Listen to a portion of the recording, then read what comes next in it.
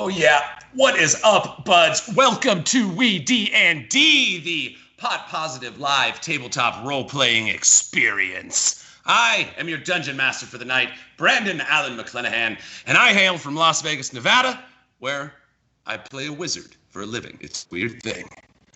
I wanted to thank you guys so much, specifically a shout out to the people who take their time every week to join us here, especially on Twitch in the chat room. You guys are amazing. We seriously, we love you guys. But just like, I know right now is this really crazy kind of turbulent time in the world, and you guys can spend your time anywhere, and we really appreciate and admire you guys for taking some of that time and sharing it with us. So we hope that this serves as a nice little light, fun thing where we can all kind of hang out and just have a good time, because we could all use a little bit of a good time right now. So thank you guys so much, sincerely. You could kick it anywhere, but you kick it here with us, and for that, we thank you. Wait, I'm allowed to go anywhere else? No, Isaac, you are not allowed to leave, as the chain around your ankle should tell you. You didn't hear it, but it's there.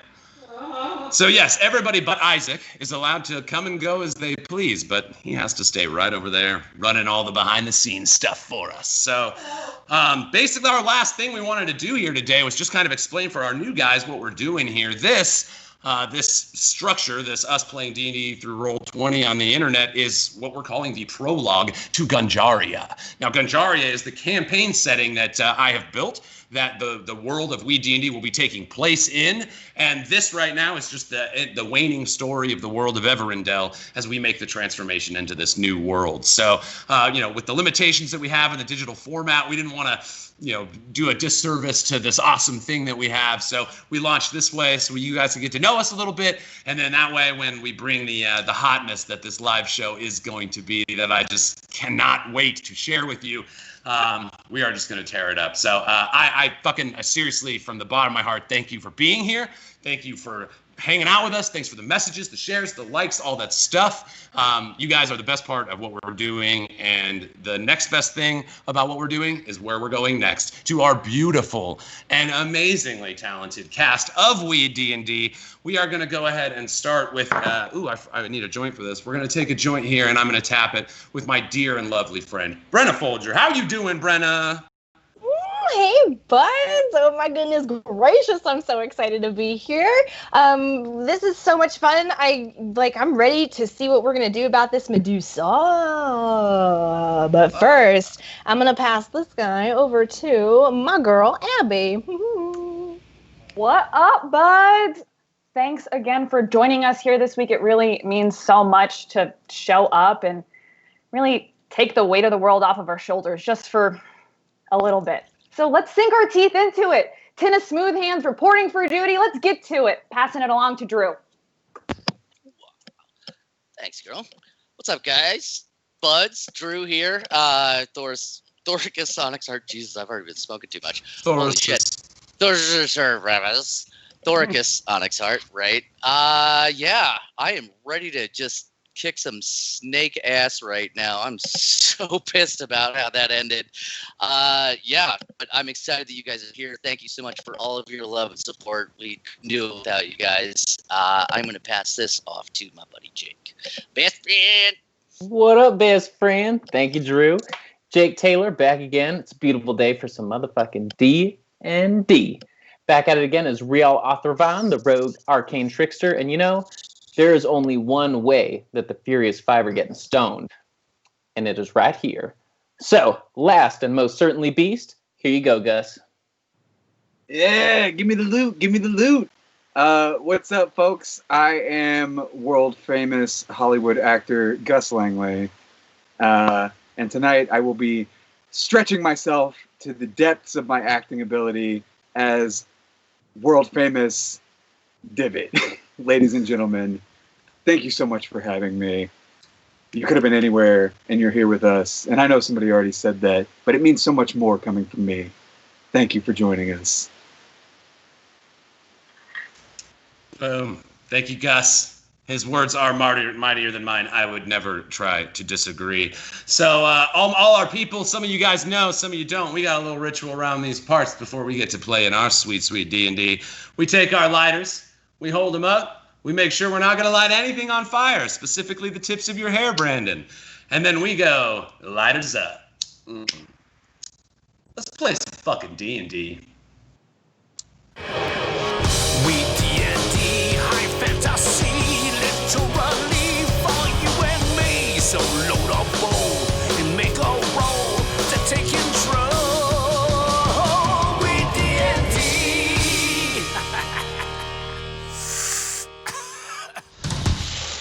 Oh, hello there. You caught me looking at my notes. Woo. All right, if you will please allow me to set the mood.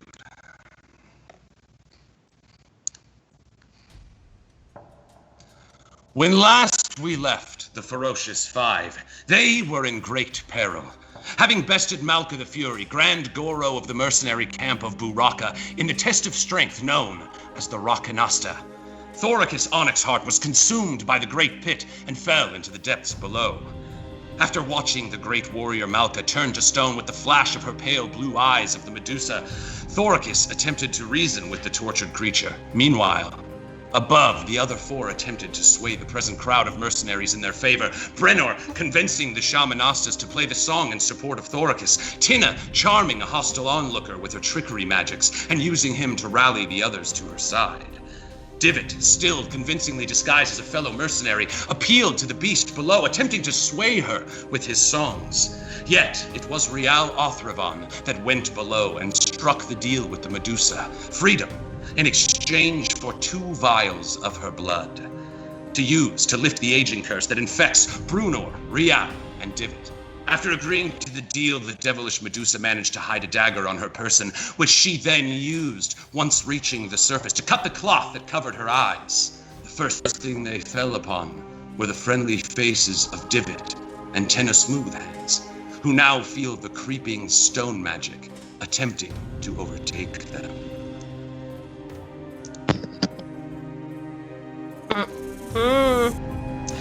All right, guys. So, here we are, Brunor, Thoricus. You're still standing halfway up the pile of statues that you managed to build to climb your way out of the pit. Thoricus, you're at the base of the Medusa. Her mighty, giant snake tail is still resting, the majority of it, the weight of it, is almost resting on you as you press to get her above. You hear this commotion, you hear this scream. You fools! We pan to you, Divit. Tynna, you see the monstrous form of the Medusa come up before you. As described previously, her legendary beauty has faded over time as her immortality has continued to hold true. Her once beautiful face, now an old woman, sags and hangs off. The entire bottom half of her body has turned into this giant, thick snake tail, and she grows to 10 feet tall before you, with even the rest of the heft of her tail still in this pit. She reaches up at the cloth which covers her eyes. You fools! The dagger she had grabbed from the crumbling stones while you all prepared this statue ladder out of the pit. She reaches from her side and slashes at the cloth that covers her eyes and makes her safe to look at. Real, you look on in despair.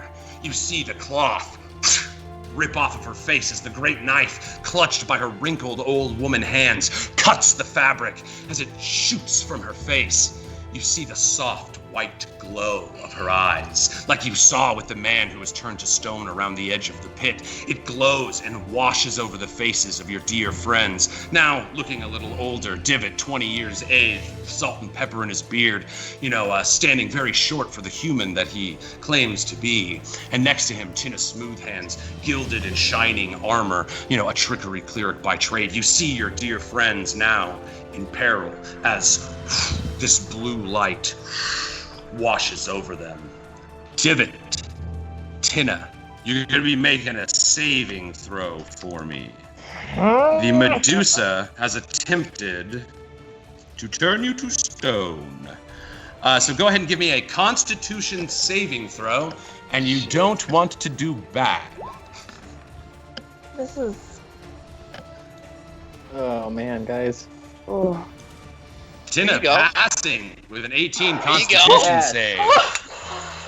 All eyes on Divit. No! We wait until Constitution saving Come throw. on. The stone magic.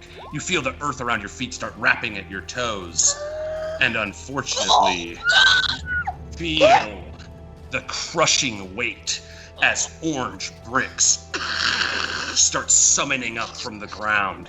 They start building first at your ankles, and then they seem to morph out of themselves. It's not pulling material from the ground. This is magical energy glowing up your legs.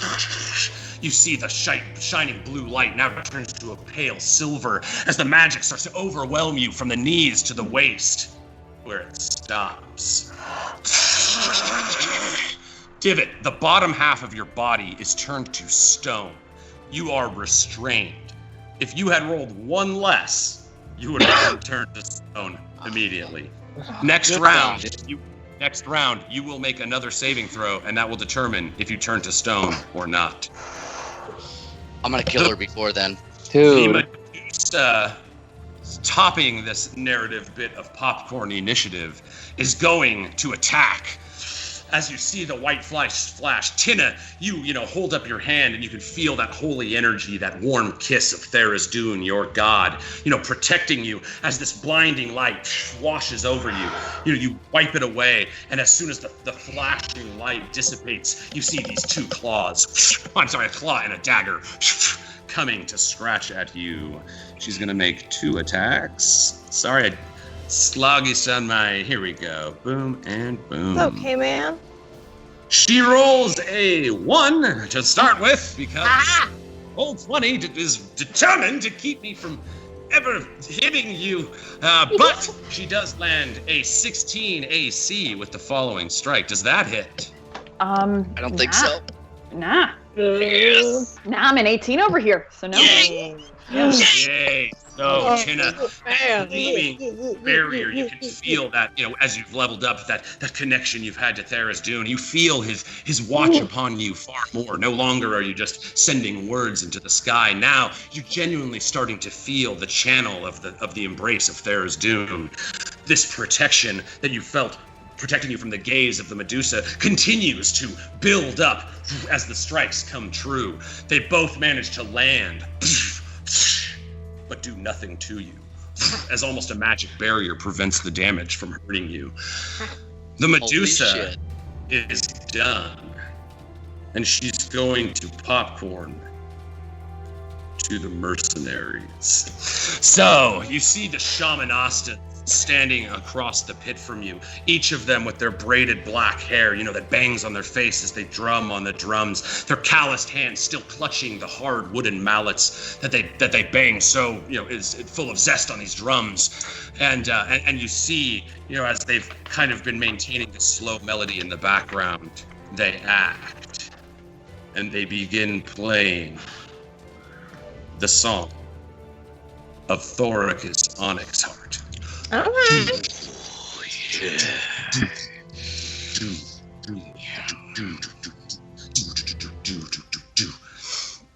The drum begins beating away, and again you feel that sweet breeze of the Raqqa starting to flow. It had dissipated since the big burst around the pit, but yet once again, you look over and you see the little tufts of weeds that have bursted out of the brown and tan ground. You see them start blowing in the wind. Thoricus, you standing down in the pit, you feel as this wind seems to tunnel down in through the circle of the pit and seemingly has you as its focus. You begin feeling that breeze that you felt once before as you battled Alpha Fury. You begin feeling that breeze build up within your chest. The Raqqa has returned. They then give it to the Shamanastas, then pass it off to the mercenaries, who, thanks to your actions, have been swayed to your side. You see one of the mercenaries, the serpent queen! And he starts to throw his javelin, and as he does, the Medusa flashes her gaze back with a legendary action, looking back at him and washing him with blue light. You see the spear that he's about to throw just begins to leave his hand as the stone overtakes him. First, you see the tip of the spear turn to stone as the energy and blue magic washes over his body. You see his face take the same face of fear that you've seen in all these different statues around the Medusa. It starts overtaking his body, and even though his hand is out in a throw, his face is that of abject terror as the blue light washes the rest of him. Behind him, you see several of the mercenaries that had gathered to your cause start losing their will. You see their feet, rather than forward and charging into the moment as they have before, start shifting, and many of them begin backpedaling a little bit away from the scene. Nerds. The ones that remain, the two that remain, also throw their javelins. Let me bring you guys over here. Oh, you were already there. I just wasn't there. So you see this group over here, these two that remain, this whole brigade here is backing off and starting to move away. You see this one as well back away. The Shamanast is all standing firm, each around the circumference of this large stone pit with the dragon teeth that stick up from the edges and are quite of a grisly sight. The two that remain also quick to their spears, averting their gaze. They cover, even though they cover their eyes, they throw their spears and are going to attempt 2 shots at this Medusa on your behalf. Get it. And rolling very well. That gives them a 17 and an 18. Both of those are hits. So you see the 2 spears, throw from their hand, and the breeze of the rock is now getting so strong that you see, even though they were throwing like this, it seems like the wind catches the spear in the air and aims it toward their purpose. You see it take a small turn in the air as a gust of the Raqqa aims it true. Back! The first spear lands in her back, and she cries out as the snakes on her head all stick up and start looking around, and although as they have also felt the pain, you see their tongues flickering out. Boom. I rolled that wrong. So 7 on the first. You see the second one just behind it, a little bit more of an accurate throw, not needing as much guidance from the Raqqa, lands true. 11 damage. So she, in her, if you recall, she's very emaciated and weak. This Medusa has spent most of her life in this pit since Malcolm the Fury's father had captured her, and she had, she professed to you when you were trying to talk her into possibly joining sides with you, or at the very least not doing something she's doing right now. That I was so high then. That when she tries We talked a lot about her not doing any of this. Yeah. Like any of this? So yes, she's emaciated and weak. You see the skin of the human half of her is clean. It's like hanging from her body, and it's almost like an old mush that just hangs down very veiny and soft. Almost as if you pulled on it, you might be able to rip it off. So yes, she, already in pretty bad shape, takes 2 spears. One sticks in the top right of her shoulder blade, forcing her to stick her head up. The other one, the other side of her shoulders. You see her wince in pain. But now the turns are over, and the mercenaries are going to popcorn their initiative to their champion, Thoricus Onyxheart. Thoricus, what do you do? Oh God, I want to hurt her so much. Okay, so a couple of questions. Have I retained Lucille at this point? You do not have Lucille yet. God damn it! Sorry. Oh wait, no, Lucille got thrown into the pit, correct? Well, we both dropped our weapons, yes. and I'm sorry. I will. I'm gonna ping. This is where Lucille is. You started on this side, so you're on the opposite side of the circle from Lucille. And I did not pick her up. You did not pick her up. Before I have the we fury decided to though, do Thoricus. Medusa. What's that? I have the fury though, Thoricus. You That do. is true. You That do. is true. But I don't know if there's any way that I can. Like, I could talk Throw to. me the lamb! Right, it's like that. I can yell that. Give me the lamb! But, like, so what I want to do is, like, look at her and be like, bro, shield time. And, like, I'll jump down from that thing of statues, that pile, and, like, she'll shield bump me up as, like, Tynna's trying to toss me the fury mid-air and, like, just crush this fucking bitch with everything that I've got. Well, All right. everyone around is just like, hell yeah. I love this idea, and it allows us to actually introduce a new feature that we are going to be using. It is part of the Ganjaria campaign setting, but we will be soft launching it right now. So through the use of Popcorn Initiative, Drew, you're able to choose who goes next. Okay, so basically what you can do is by using popcorn, you can prime your next 2 people. Now they obviously have to agree to doing this. This is all on them, but they can then use their turn to prepare a number of actions to prepare for a team attack. Any fans of Chrono Trigger, it is definitely a loving homage to that style of combat. So we have never done this. My players have never seen this dynamic, and to be real with you, this is the first time I'm playtesting it. So. Sorry, I just had an idea. Yes.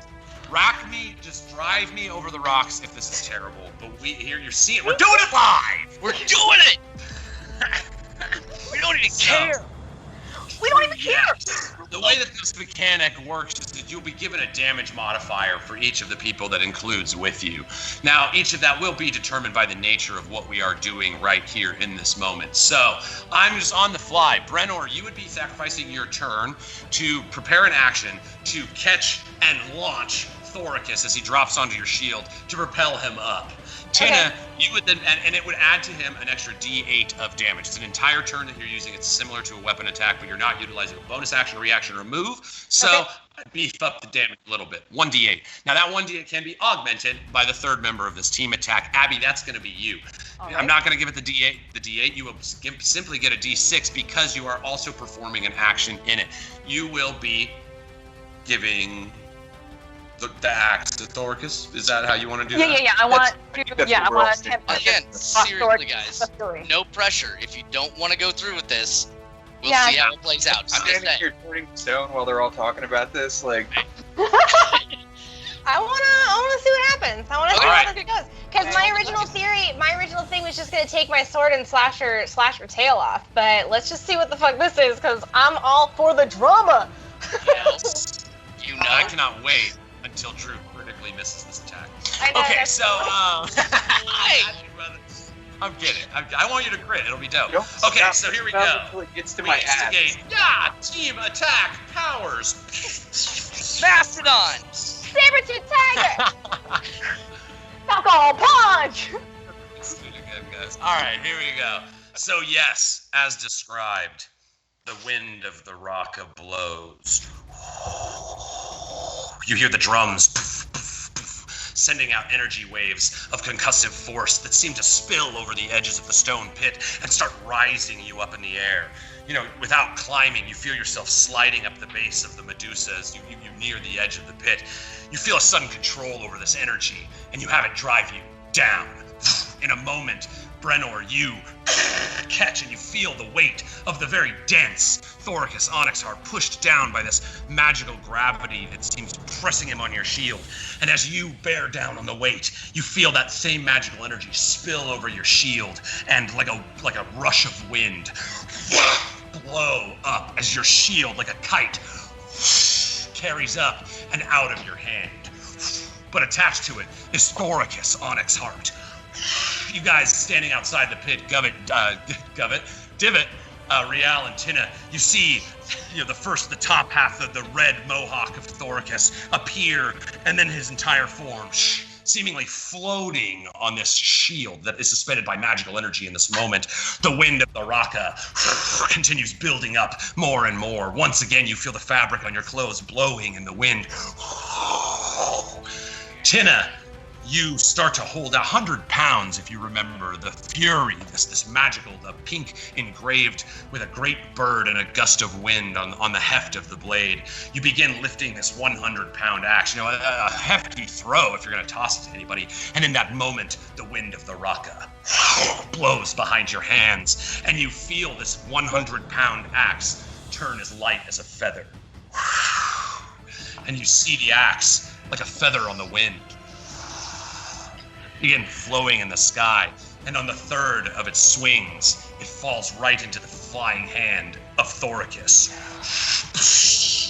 The fury is now in your hand, Thoricus. Give me an attack roll. Now this is a magical axe, but through this moment, You will. It'll be the same as Lucille for you. You have not yet attuned to it, so you don't have the magical properties of it. But you feel it moving in your hand the same way Malka was able to move it. 100 pounds, you know this thing moves, but it swings around in the air with such grace and finesse.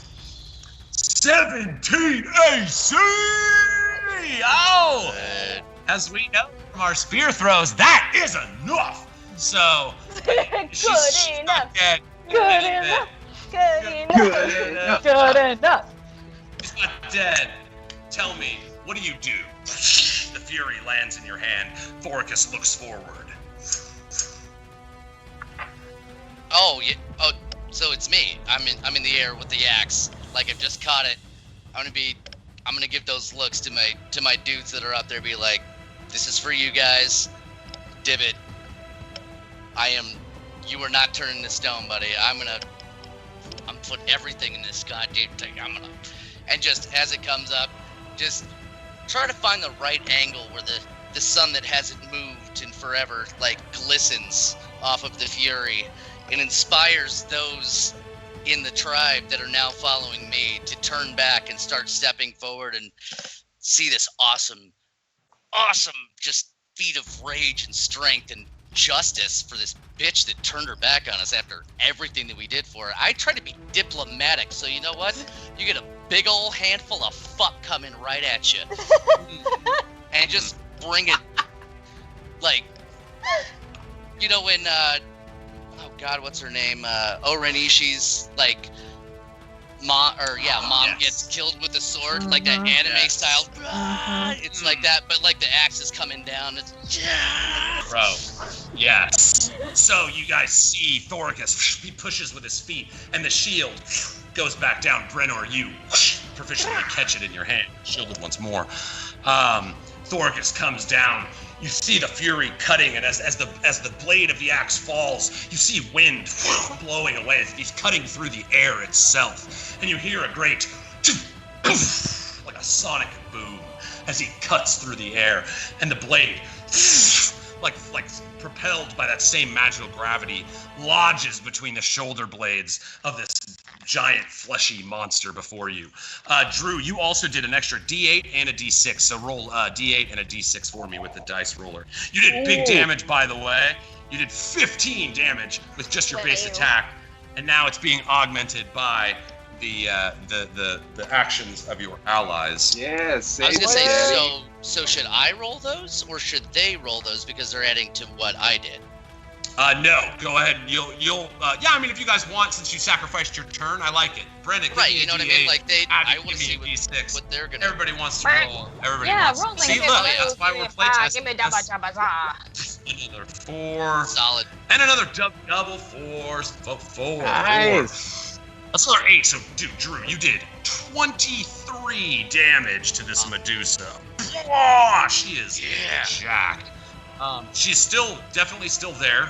We do, as I've stated, use the mechanic of bleeding. It's kind of a little way for the DM to let you guys know a rough estimate of where this creature is at. She is bleeding as this gleaming magical axe splits down the human part of her back.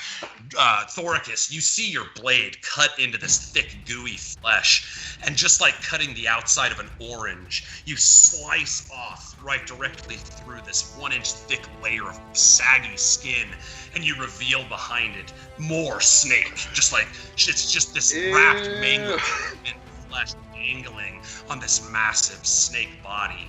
And so you slice all the way through the bottom, and Tynna and Divit in front of this beast. You see these fleshy flaps of skin just hang down to her side. She is a horrific sight to behold. Big damage, no whammies. Way to go, Drew. So, unfortunately, our turns for Brenor and Abby, and Abby, that was a and team Tynna. attack. Team attack. First one, you were here. I'm smoking weed about it. Let's do that. Yeah, you know what? That sounds like a plan. Guys, we did it. We don't need your excuse. We don't need your proof. Yeah. West Coast Star Wars. No, do it. West Coast Star Wars. This fight is lit. This All right, so after your massive attack, Thoricus, you managed through the gust of the Raqqa. You see it kind of scoops you and cradles you back to exactly where you were standing before you jumped off.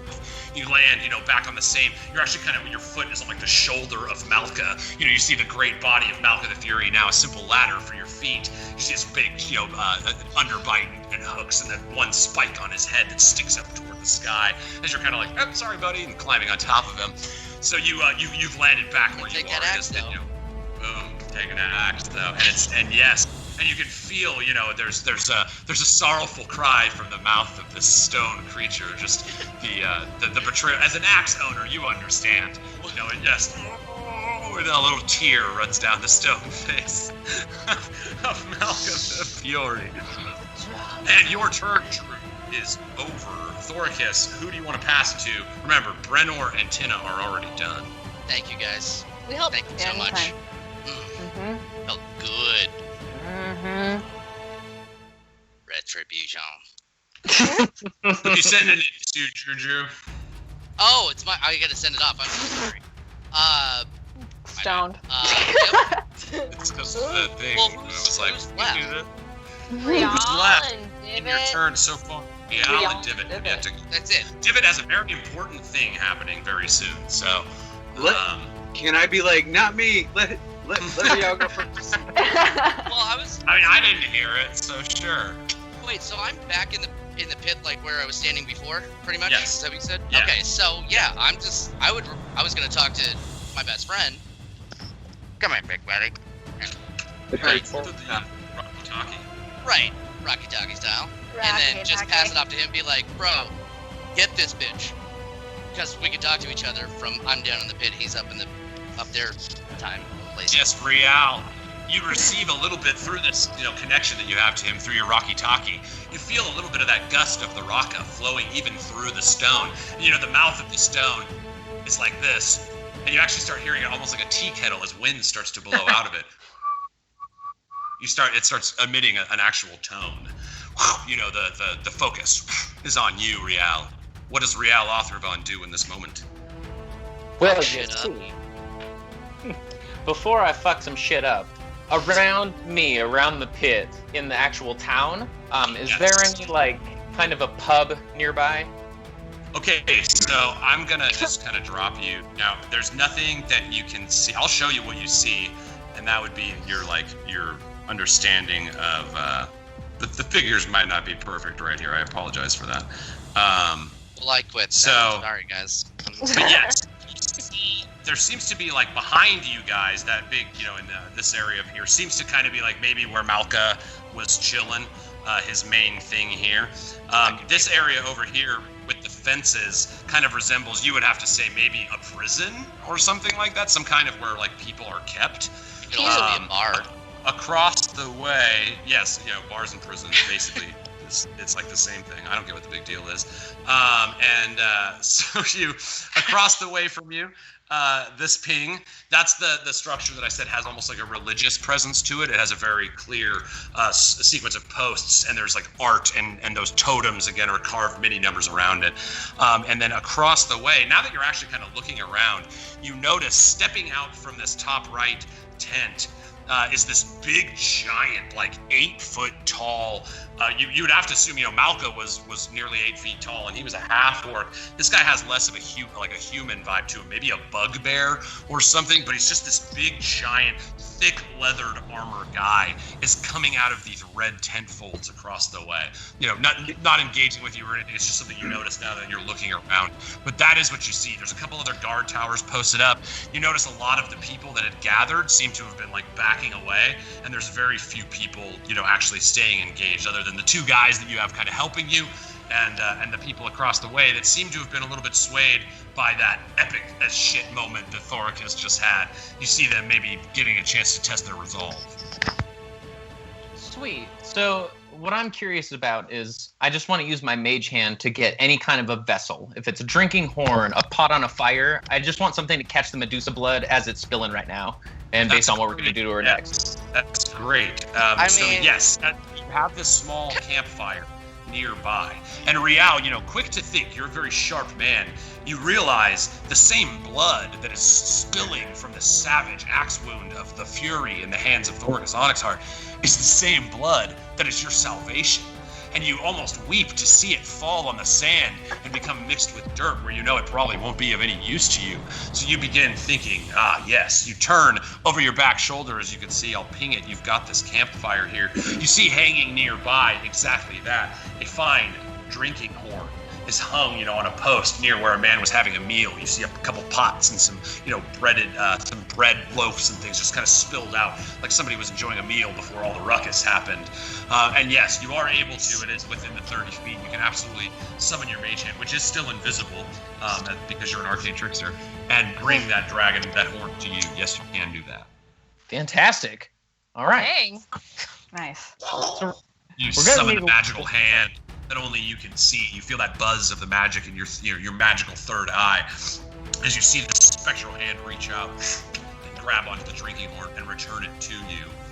Now, scooping up blood is not necessarily a thing that has been set. I'll allow you to take, if you want to use your bonus action here, because you have a cunning action. If you want to use your rogue cunning action to attempt to kind of dash and scoop up some of the blood that just got cut out of this wound, I'll give you give me a sleight of hand check. It's going to be pretty difficult, so the DC on it's going to be 20, but you're going to try to capture some of the blood that has been spilled, some of the valuable blood that has been spilled from the bottle. You got it. You got it. It also spilled. Valuable You blood. got it. Get that good blood, Rial. Yeah, good blood. That Pop's gonna pass you good all blood. that good He's juju. got that Come on. sweet blood. Bow. Mother. Mhm. Wait, any kind of advantage on that, or Unfortunately, no advantage. Kind of giving him the ability to do it as a bonus action was the nice DM part of that. Unfortunately, you managed to, you spill it. Again, this is not like something you've trained to do in your life. You see again, that blade, the cutting blade of the Fury is so fast that the blood is just thrown to the side, and as you spill down, a couple drops land inside the cup, but nothing that you would imagine would be of usable, amount. But you do now have this, and now can use both your action and your bonus action to do it in the future if need be.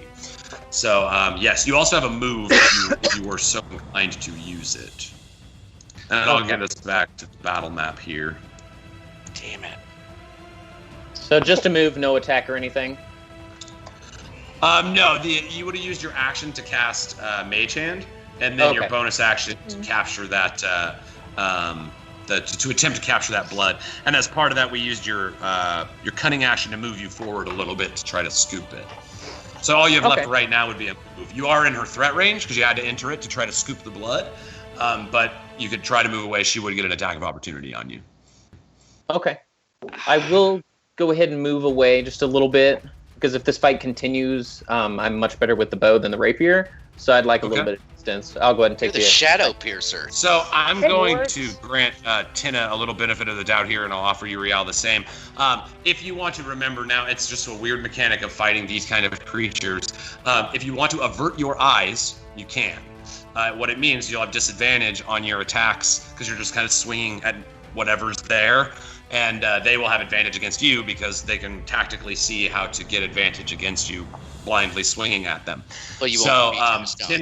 Tynna, exactly, but you will not be turned to stone. So that's giving that Tynna to you, who's on top right now, kind of retroactively, and Rial as well. So if you want to avert your eyes, is that what you guys want to do? Yeah. What about you, Rial? Can I go ahead and put the blindfold back on? Yes. Rial, you take that badass fucking blindfold that you got, and you pull it down, and it just looks so perfect on you. You know, perfect, nice crimson red bandana. It covers your eyes as your hair perfectly tucks back. I hate when people can do that. My hair looks weird when I do it. But yes, you got the bandana. You're tied up and safe once more. Rial, who do you want to send this juju to? As far as I believe, yes, unfortunately, the only one left is our good friend, Divit. Oh. You've got this, Divit. Right. Divot. I look down and I see that I'm starting to turn to stone, and I look around and things are like going okay, but not as well as I had hoped. And I see all these mercenaries that are supposed to be like violent, righteous, like criminals that like fight for money and respect their leader and all this stuff, and they're not like doing anything right now. Yeah. And I just kind of like start singing like an old song that I know about how not acting in the moment means that You're a bitch. that you have a tiny wiener or something. Like it's like a schoolyard thing. Like it's like a thing that like kids that went to the bad kids school would know this old like. You know what I mean? Yeah.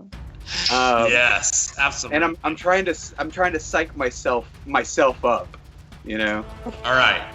So this is an important distinction in this moment. Are you? I was through your purposefully actions- ambiguous. Yes, I know. So are you attempting to gain the benefit of mockery on these people, in which case an intimidation check would be your course to possibly grant you advantage for feeling like a badass on the saving throw? Or are you trying to mock them into engaging with this Medusa? Oh. Oh man, see, I like both of those. I wanted to get them to attack the Medusa. I'm banking on like You if want she to dies. do both. The difficulty of doing it will go up. So if Okay, you're trying how to do about one this? thing, I want to that's give this option. myself Trying to do two bardic things. inspiration and try to do both. I'll use my last bardic inspiration on myself to try to do both those things. Whoa. But dude, you just get it. Clarify, in Dungeons & Dragons, this Petrifying Gaze, your saving throw is at the end of this turn. So you get a full turn. You just can't run anywhere. So your bonus action, boom, you use to grant yourself this bardic inspiration. To further the moment, do you want to use performance or intimidation? I think I'd like to go performance. All right, so let's see how well and effective. Obviously you sing the song flawlessly. You're a skilled musician, but let's see how you're able to curb the magical energies. Oh, with a nice 22. Look at that charisma. Nice. Out of control. Nice. It succeeds as planned. Gus, you managed to give yourself the D6 that you'll be able to add to the saving throw, and by so succeeding in this performance, you have granted yourself advantage in this moment. That combined with the epic sight of Thoricus Onyxheart slicing the back of this Medusa open has also helped to boost the morale of the remaining mercenaries. Yo, So- amen. Since you cannot move, the moment of truth is upon us. The The truth. music stopped conveniently right at that time. That was pretty cool. Here we go, Gus. Give me a Constitution saving throw with advantage and the ability to add 1d6 to it after you see the result. This magic moment. You got to beat a 14. Oh my god. Oh no!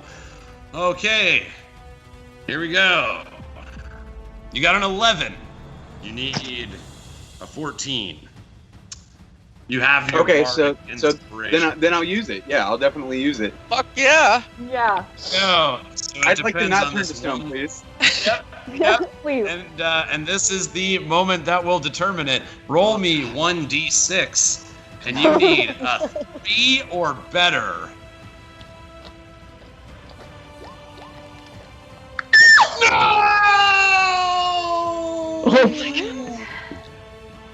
Divot.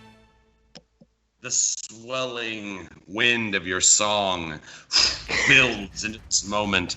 You see the group on the other side looking at you. The purpose has worked. They seem to be joining to your cause. That you, in this moment of peril, clearly being overtaken by magic, would use it to reach out and insult them, speaks volumes to their warrior spirit. You see their feet settle in the sand, pushing forward once more. But that is the last thing that you see.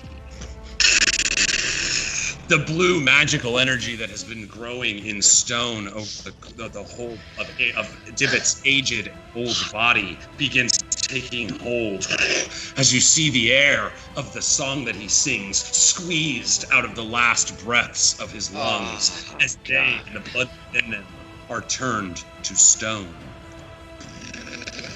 You see the rock freeze his face in a heroic, taunting form as he is overtaken by the stone. Thoricus and I don't see that, huh? What? That happens right in front of me. Fuck. You see is your brother that only you and Bruno know is overwatched by the magic stone. You see him taunting his enemies as his last and final, with that beautiful smile that really only Gus can land, and I love your face. Your brother is turned to stone. But as his last action, Divit, who do you give initiative to? I give initiative to that big ass gimp. The huge dude in the leather. I'm sorry, unfortunately is not engaged in this encounter yet. Oh. Well, you better go wake him up then. Detail in the back. He's not part of the initiative order right now. Really, you're the end of initiative, so you can choose anybody. Anybody right now is your choice. Oh, that's cool. Okay. This is the start of the second round that unfortunately Divot is dead for. Oh. All right. Yeah, I'm gonna send it to Thoricus. Thoricus, you feel the wind cry inside your chest. Ooh, as if the spirit of a great warrior was just lost and witnessed. You, still down halfway in the pit, do not see the statue of Divot, but you are wise enough in your years and experience to know that the spell must have taken the rest of its course. You feel yourself burning with rage. The fuel of the Raqqa starts swelling in your hands. The weapon, the fury itself, seems to start glowing with a hot heat in your blade. The pink runes are scrawled on the side. The bird seems to come to life and blows a gust of wind that heals you as if you used your second wind, Drew. So you get healed for 1d10 plus your fighter level. In this moment, the Raqqa has healed you with its sorrow. Do I need to roll that? Yeah, just roll a d10 and then add your fighter level, and you heal that much. Nice. And you are level 4 now, right? So that's 11 hit points. That's pretty great. Boom, you feel this cool, soothing wind of the Raqqa swelling in your body as the fatigue that all of you are experiencing after these long and arduous days is whisked away through this magical energy. You also feel yourself flowing, and you feel like you can tap into this energy within the axe. If you would like to, you can rage as a barbarian would. So you can do, basically you have advantage on all your attacks, but all attacks against you also have advantage. Let's do that, because Papa's pretty angry right now.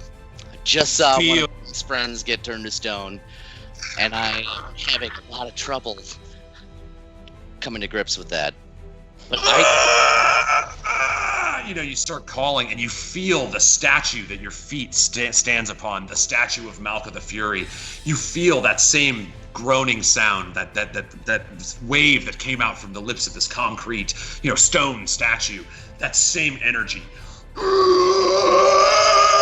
And you feel the statue shaking in your feet, as if Malka, the spirit of the warrior within, is aiding you in this moment, and in fact infecting you with this blind rage. Brunor, you look up and you see the already squat and thick, Thoricus. His muscles begin to bulge out. His armor, like some of the things that clip together, start popping as his body gets strong, and you see his eyes lock in more intense than you've ever seen him as the fury summons itself to the top of his shoulder. Thoricus, what do you do? Whoa.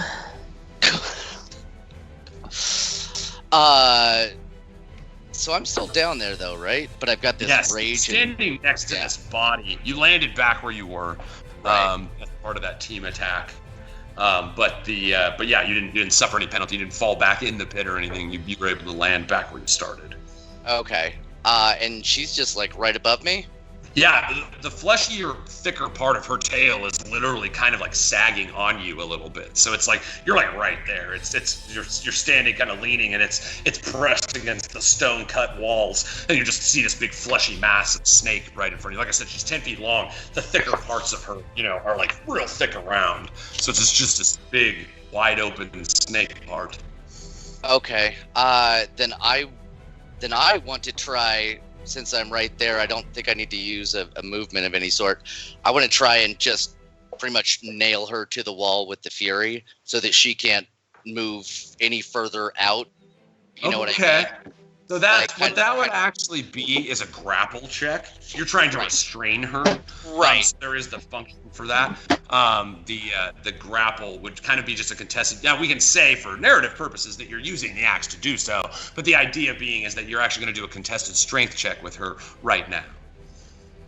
Well, I mean, I guess if that's the case, and we don't need to even involve the axe, I could just post up with it or whatever, and then just grab her and try and keep dragging her back down into the pit. As you start moving the axe behind you to, fashion it to the little hook that you hang your good old trusty Lucille on, you see the axe actually hangs in the air. As you let your hand go, it just suspends itself in the air. The breeze of the Raqqa holding it up, as if like it's just waiting for you to grab it again. Your hand's now freed. You take your raging body and wrap, your bulging dwarven muscles and wrap and just start squeezing on this thing. Go ahead. You have advantage on this because you're raging.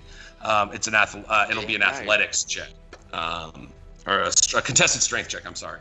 So just she strength. I'll let you know what she got. She got a 7.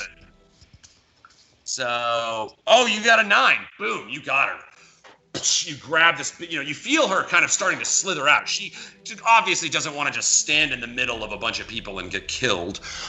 So her intention is to move forward, and you grab and you feel those, those little like bumps on the stomach of a snake kind of rubbing against your face as she tries to get away. But you manage to wrap your arms around her and hold tight and kind of tug at her a little bit, and you feel some of the snake mass slide back down the well a little bit. But she is restrained and will have to use an action to be free from you. So you have her grappled. Now, do you want to avert your gaze? I support my gaze. I don't want to avert them. Awesome. So you and remember, you're gonna get they have advantage on hitting anyway. No, I am gonna avert my eyes. Okay. Gaze. All right. Fine. Yeah. Well done. Thank you. Yeah, I'll smoke to that. Yeah, you know what? Yeah. You know what, guys? I hear that when you explain it, Joe, it's that much more funny. Yeah. All right. Get ready for the ghost of Divot. For your eyes, projecting you to advantage against you, which you already had because you're raging anyway. So smart move, Playboy. Thoricus, who do you send the flow of battle to? You are the first person in this order, so. You know what? I'm going to pass it to Tynna because she is a healer. I don't know if she can do anything about Divot being turned to stone or not, but she's smooth hands. Smooth hands. Tynna's smooth hands. You feel the flow of battle course through your veins. And I'm sure that we're connected in that moment because we just saw one of the We Three just get stone. We're just like, nah. And Thoricus, unfortunately unaware of just how tragic the moment has been.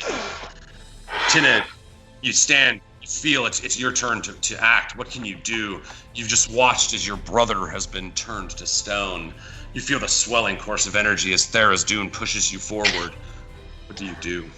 My ears are ringing. I'm in shock. I don't believe what I've seen. I want to try to heal, even though I in my heart of hearts, I don't think I can heal Divot, but I need to try. So you are going to attempt a Cure Wounds spell? Yes. Okay. So you see Tynna cry out, "No!" as she runs forward and places her hand on the stone beard of Divit. Your fingers feel the coarse lines of marble that slide down that would be exquisite if handmade, but seem almost photo perfect in this instant. You feel the soft, cool touch of the stone against your hand as Thera's Dune blesses you with the holy light you use to heal. You cast, and you see the warm light of your hand start illuminating the stone, and then it dissipates. Fuck beans! Come on! All I can do is stand there, staring at him. I'm overwhelmed with guilt. I should have told him. But I'm past the initiative to Brenner. All right, Tynna, you pass it on. Brenner, you feel it. You're down there in the pit. You haven't seen a whole lot of what's going on, but you've seen the bottom of a bunch of cool things. Yeah, I don't know about anything happening anywhere. Yeah, you're down there like, yeah, man, like, what's up with Brian? Yeah, I shot Thoricus off my shield, and then I caught my shield, and I've just been chilling. Okay, I want to take out Angirel, my baby, my gold, my sweet, my life. Blade of the Keeper. Just this thing, and I can feel it. It's ready. I just want to cut off her tail. Cut it off. Swing, swang, swing, swang. Take her head off. Flash. All right, she's pretty I've got low. the tail. Give me an attack. It'd be as simple against her AC. She does have 15 armor class, so you have to beat a 15 with your attack. 18 lands. 11 damage. Very nice. Brenner, you feel Angirel, as described, moving quickly in your hands. You see, grabbing around Thoricus at the midsection. You aim just to the right. You're not gonna take away your advantage. You start coming down toward the thicker part of the tail where it tapers off, and you strike for 11 damage. I'm gonna give you an athletics check, DC 20, to see if you actually cut off the tail. Well. Again, you see. Ooh, no advantage. Unfortunately, you only get an 11. So you don't cut the tail off, but you do slice into it with the fury of this magical elven blade that seems to push itself through the skin rather than slicing by metal, but cutting by magic. You see the green runes glistening as it buries into the thick green scales of her side. You slice it out. You see a great deal of, again, blood dropping out and hitting the mud ground. And mixing with the dirt on the ground. You see as her emaciated frame starts withering. You've managed to chop through about half of the tail. You think if you tried it again, you might have advantage on that roll. But you've managed to cut through about half of her tail, but she is still alive. In bad shape, but still. Does blood splurt out onto me? I just want to know if this is a thing. In this case, no. It did not spurt out. Okay. But you are looking at a bleeding wound in front of you. Now, you don't know how none of you guys actually asked how the blood of a Medusa cures any of your problems. So at this point, yes, Brenner, you might think that sticking your face in this gash might help you in some way. Who's to say in the mind of Brenner the Sea Serpent? So yes, you did manage to do quite a bit of damage, though. 11 damage is a lot, and slice through about half of her tail. Unless you want to move or use a bonus action, your turn would be over. Can I use a bonus action and do it again? Yeah. So you can use a bonus. Well, you would have to action surge. Yeah. That's what I want to do. So, yeah. Hell yeah. All right. So, boom. Action surge. Dope. Fighters are sweet. Action surge are great, giving you an extra action in this round in exchange for your bonus action. You have another attack. You do indeed. You see true on the strike. I will give you, like I said, the advantage will be on the athletics check to cut the tail off. But the attack itself will be with your normal modifiers. Gotcha. So then I'm like, I see that blood and I go, hit me, baby, one more time. The blade of Angirel, blade of the Keeper, zips forward, and with a 17 AC manages to land. Give me now, just to see if you cut the tail off, give me an athletics check. Come on! Please? 23! Success! Boom! So you manage to slice through the bottom tail. Like I said, the last 2 feet of thick snake tail. Your sword, again, it seems to move without you guiding it. It's just you're just following it with your arm, and it moves with such precision and speed, and you feel it go right into that same cut, like a logsman splitting a tree, goes right into the same spot and does slice it open. She will be bleeding, so she will take damage on her turn. But you see a bunch of blood pour out of the bottom of her. Cool. Can I move underneath it? You do have a move, yes. So with your move, how do you want to move underneath it? What would Brenor do to be showered in blood? So I watch and I go, and I put my thing and I step into the way, so it just splats like. Like a snake hissing its head. Yeah, it slime. I grab the end of the tail, and it's still wiggling, and I'm just like, It's like I just got a vein, just one little stream that shoots up, and you're like. So you see yourself becoming coated in a dose, and I am keeping track of the doses, just so you know, of this Medusa. Now, immediately upon the warm and thick blue-red blood that lands on you, you feel it. It's syrupy and thick. A lot of us are actors, so we've done this in movies. You know how much it sucks. It's just this cakey, thick, warm mess that just gets into your nose, and and so you feel that blood just kind of spraying on you and up into your nostrils, and for a moment you're reminded of the ocean, and then you're like, oh no, that's a weird thought. So you flash back, and you feel the blood washing over you. Now you look at your skin, that had changed hue, and it doesn't seem to be changing back or anything. Just a detail. It's not quick acting, Tinactin. Hopefully the Tinactin will hit me up for some product Tough acting, sponsorship. We will. Loving that plug, Tough bro. acting, Brandon McNack. Big time plugs, baby. Wow. But yes, you are now coated in the blood of the Medusa. So Great. Brenor, who's next? I'm swinging it up to Rial. Yeah, Or no, Rial. Give it. Let's You do feel it. the energy go, and then kind of stop, and then go back. It was like, no, yeah, okay. You go. Good. Yeah. Like that. Real, you see it standing before you, the crying visage of Tynna Smoothhands, her hand pressed against the face of your ally, as far as you know, your ally and friend Divit. The wound hits deep within your own heart, as you've seen, it's seemingly the life squeezed from his body by magical stone. You watch as she, trying with all her might to reach forward and heal with her magical energy, seems unable to penetrate the stone. You hear the hiss of the Medusa. What are you doing in this moment, sir?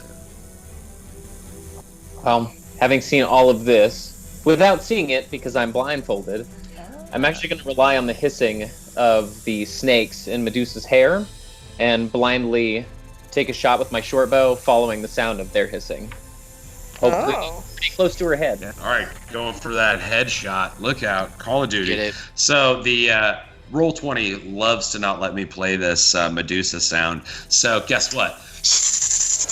Thank you. You hear the hissing snakes. Screw technology. I'll do it my damn self. We're doing it live.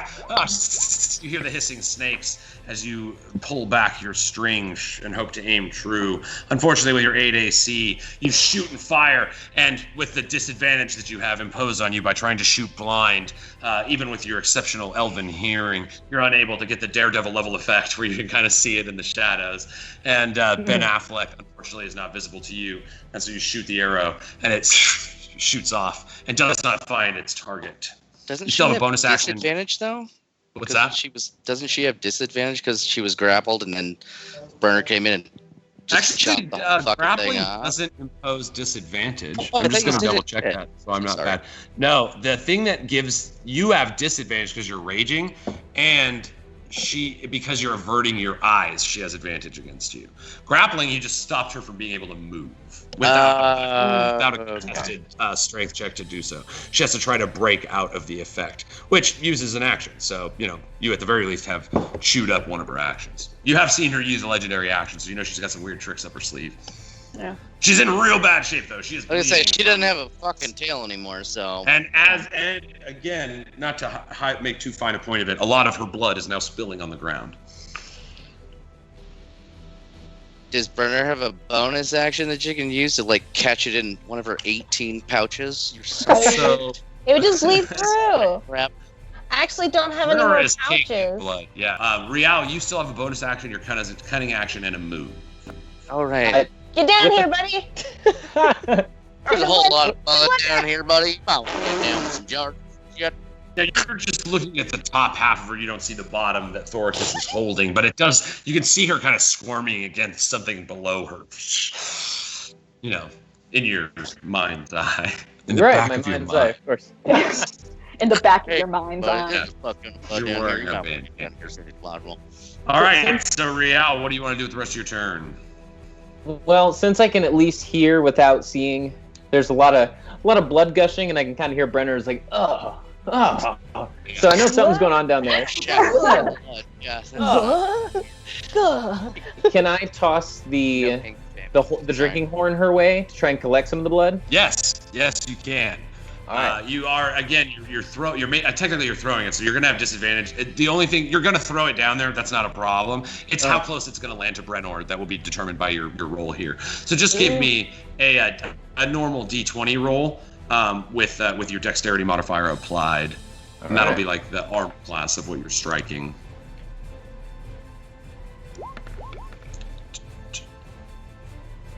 Sweet. So with let's see, what do you have? Do you have a 20 or an 18? I can't remember. For dexterity? Yeah. Let me see. I think you have an 18.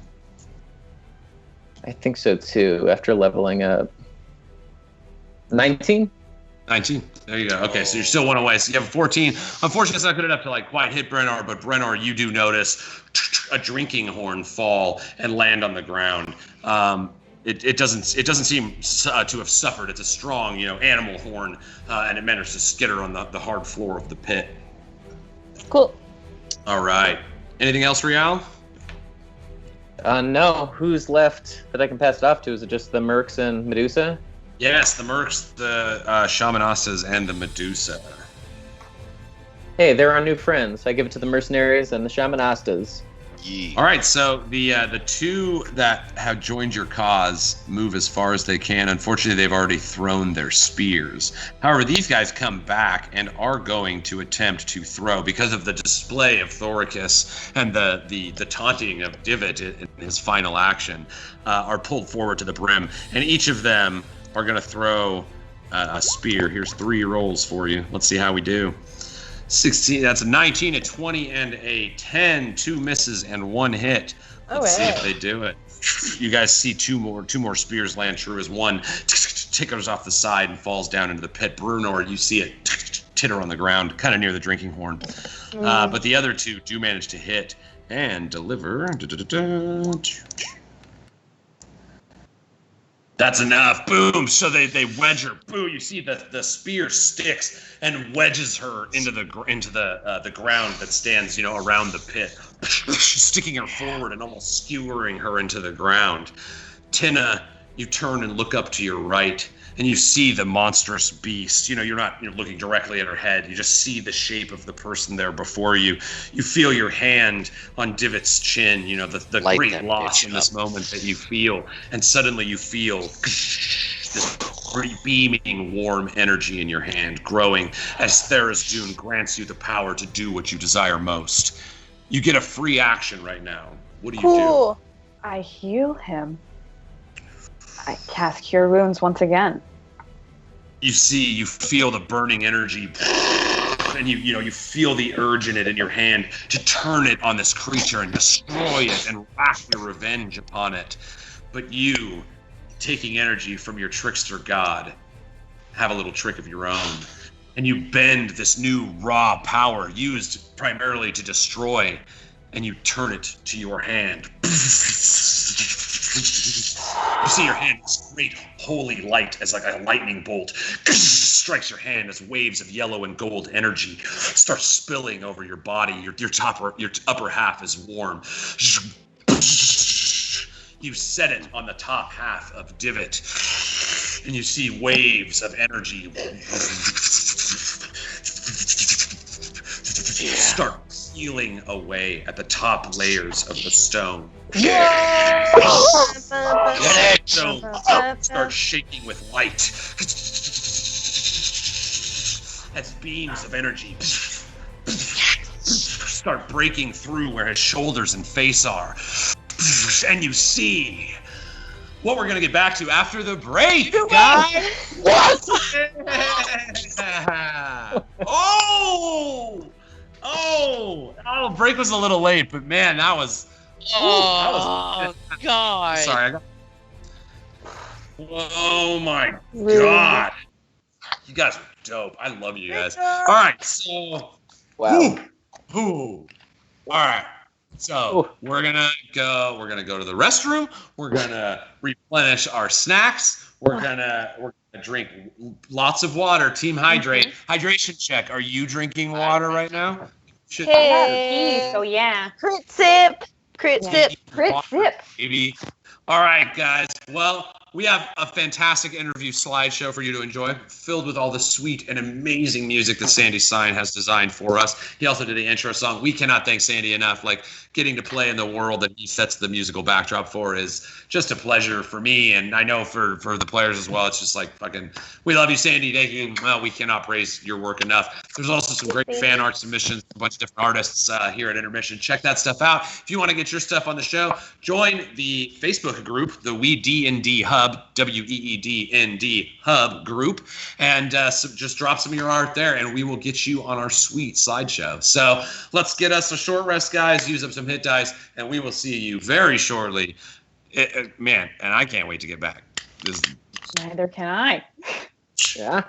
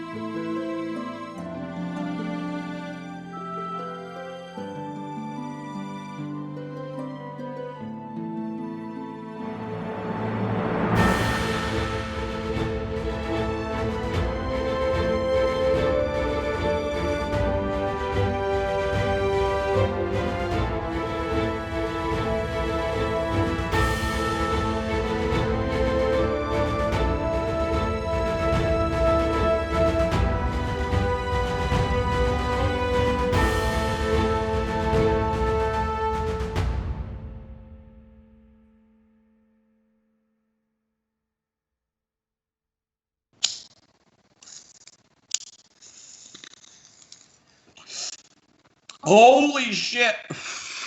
Things are getting crazy. We're all pretty high. That rip. This is my beautiful pipe, Rainbow Bright. Shout out, Sheeta Real NBBP. All right, dudes. So, crazy things were happening when we left off. We're gonna jump right back into it. You see the standing form of the Medusa, pinned, spear stuck through either side of her. Her body kind of lifted up and pierced and stuck into the ground. Brenor at the bottom of the pit, you feel the blood flowing from her tail and onto you as your green and blue skin starts to turn to red and crimson as you're bathed in the blood that remains inside this Medusa. She, was leaning forward with these jetting spears sticking out of her chest that had struck her originally. And you see the blood flowing down them as well. She seems to have just the faintest spirit of life. The snakes on her head continue to hiss, even though the large form of the snake is slumping and slouched as if the life has been removed through axe and spear and sword. You, Tynna, look up. You see the glowing light bursting through the cracks in the stone upon the upper body of your brother, Divit. You see the rocks begin splitting and falling away as little pebbles begin shooting off and bursting as this exterior husk of stone seems to be cracking and shifting away. You see a glowing gold light underneath. As each piece of rock falls away, the glowing light grows in intensity, and you almost have to shield your eyes. It's so bright. You finally see the top of the head of Divit, his fancy hat splits, and you see the color, the purple plume of his hat, sticking out. And you see the actual skin of his forehead as the magical energy kind of peels off of him. You see his face coming to life again, still frozen in the insult that he was throwing in the last moment as his fingers and hands start to pull away. And you see the final middle finger that he was just in the middle of pulling off comes to life and stands true and hard. You see the magic spill down past his elbow and chest, finally halting at his waist and stopping. The bottom half of Divit is still frozen in stone. You have only gone back one roll in the curse of the Medusa. You are still restrained, and at the end of your next turn, you will still make a saving throw for true petrification. But Divit, it's your turn.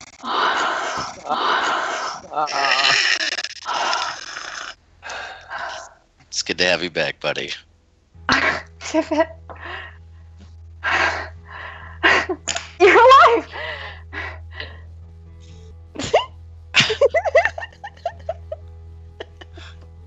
Oh, you're muted.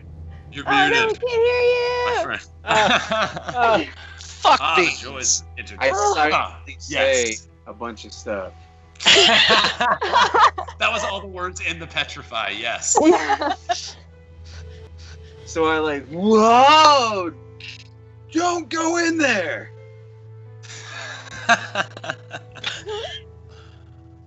And I catch my wits a little bit, whatever wits I have. And I see the Medusa in front of me. And for me, it's like the moment right before I started to get frozen, right? Yes. And a little You time are has not passed really since familiar. then. Yes.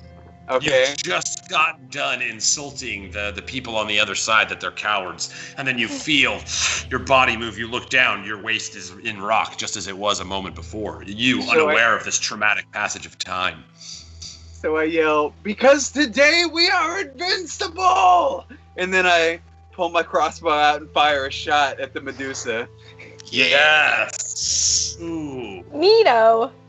With one hand, fist high in the sky. Together we are invincible. You see the crossbow, as you guys have seen, pull and drawn out very quickly, as so many times before. She is absolutely, right now you have advantage on her because she is paralyzed and unable to move. Oh my. Boom. Jesus. That does it. Divot, What do you do? You feel the Was that crossbow successful? pull up. Yes, you hit, and she is dead. Okay, all right. So I want to shoot this this crossbow, but how close am I to her? You are standing basically 5 feet away from her. Okay, so can I lunge out? Actually, you're shooting. Ooh, I'm sorry. You let me double check because you're shooting. Yep, even a 19. You're shooting at range. Shooting a thing 5 feet in front of you gives you disadvantage. But you didn't need it. Even without it, with your wash, disadvantage and advantage, it would just be your roll. Your roll was a 20. That's good enough. So you're Okay. good. Yeah, you All right. pull it off. Well then, like just storyline wise, I want to like not even pull the trigger, but slide forward and shove the arrow into her, and then pull the trigger. Oh. Nice. Yes. Oh, no. You see, as you go to leap forward, your feet still frozen in stone, but somehow affected by this magic of Thera's Dune. You feel the stone at your feet kind of stretch at the force of your will. You drive forward, even against the stone that pulls you into the ground. And this long jetting arc, almost like a stalagmite, is like dragging behind you as you move forward. And you leap up in the air, and about 3 feet in the air, the rock pulls at your feet, but your hand manages to go up and stick. You feel the arrow stick into the chin of the Medusa. You pull the trigger. You see as her mouth opens, you see the crossbow bolt pierce through the bottom of her mouth, and it pins her mouth open. She hisses as all of the snakes in her hair begin wailing. Thoricus, you feel the weight of this giant beast as the strength inside of her quivering body begins to give way, and you suddenly just have a full-on hold of her. She stops moving. You above the rim, Tynna, Divit, I'm like, Real. Paper beats rock. Oh. Slide dog. Oh my god, I love you guys. Yes. All right. Paper beats rock. Show does. That I'll damage look is for that. enough to kill the Medusa.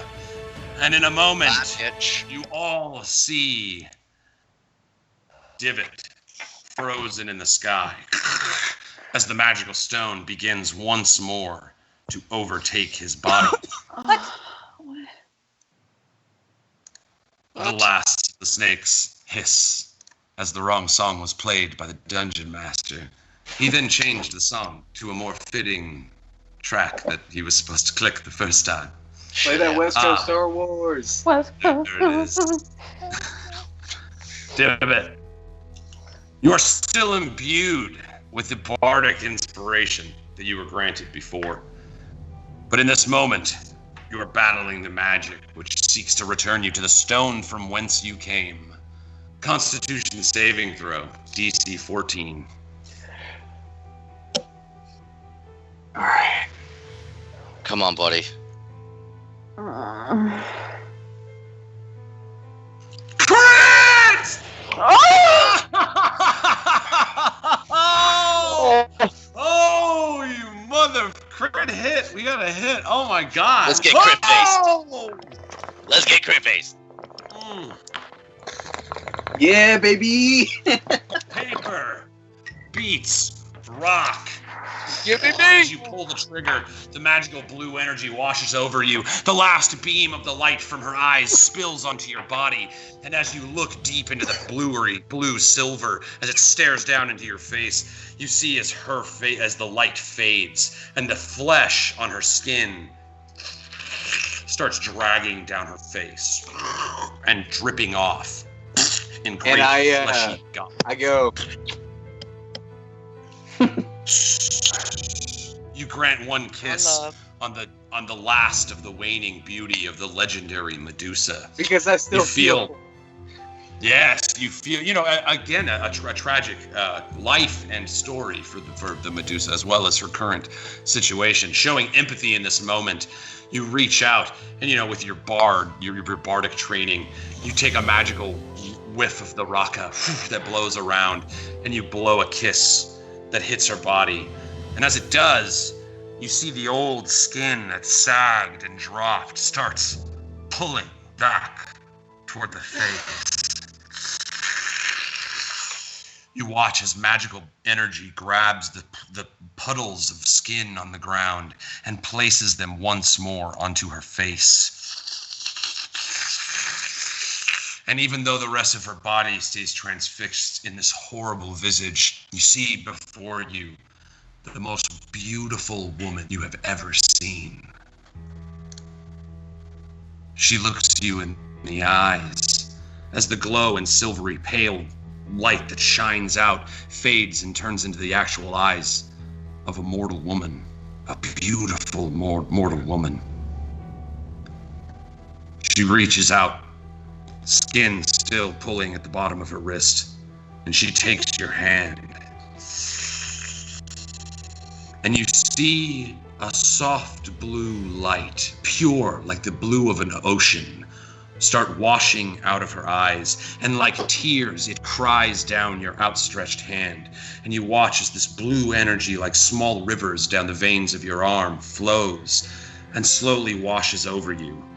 It begins flowing down your body to your waist and begins pushing the remaining rock away.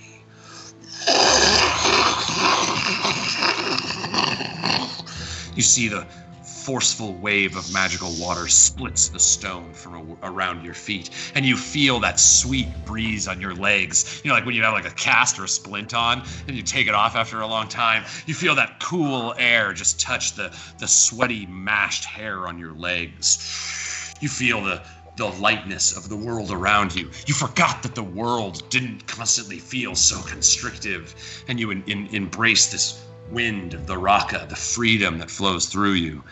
You have managed to repel the curse of the Medusa.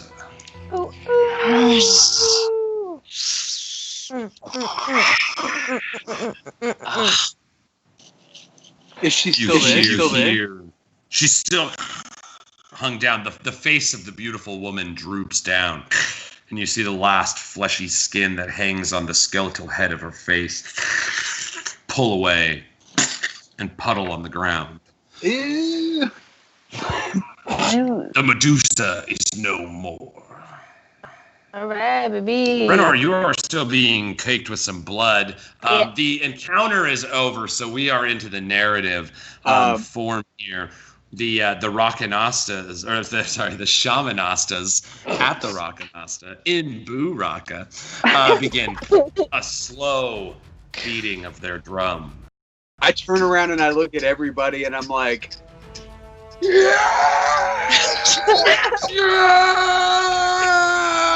yes.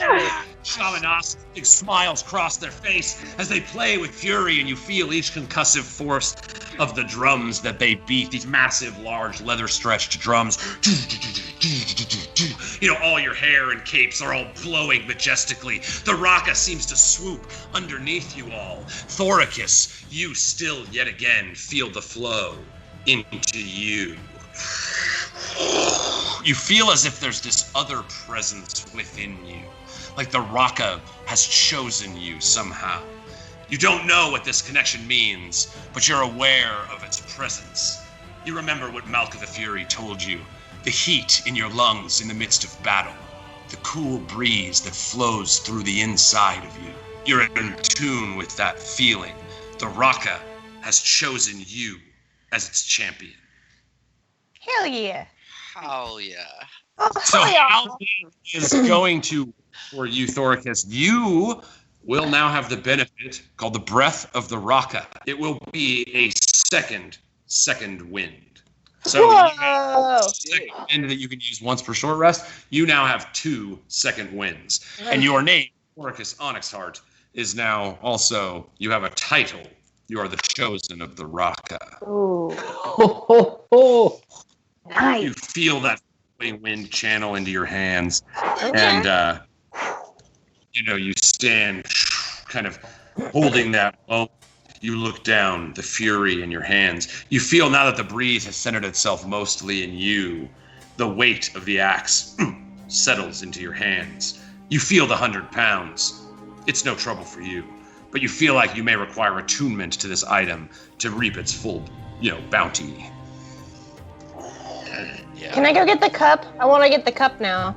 Yeah, so the body slithers down. It's kind of propped itself up between the spears on top, sticking it into the ground, and the tail that's just kind of resting on the unfortunately petrified visage of Malka the Fury. Or not, unfortunately. That dude was a jerk sometimes.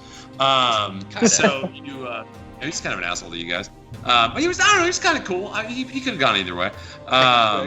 So yes, you see it laying on top of Malka the Fury. And yes, the blood continuing to pour from this massive severing of its tail at the bottom. Brenner, you with no problem are able to grab the cup and fill it, to its brim as the latter parts of the blood drain out. It is perilously close to running out of blood. You notice as much as it floats the floor. Yes, so you have a drinking horn full of blood, and you yourself are covered in blood. Well, but I need to share it. I want to share my blood. So yeah, you've got the cup in your hand. You're kind of like looking around. It's like when the soda machine gets stuck and you're like trying to like look for other things to fill, so it doesn't. Shit. Share your blood with me.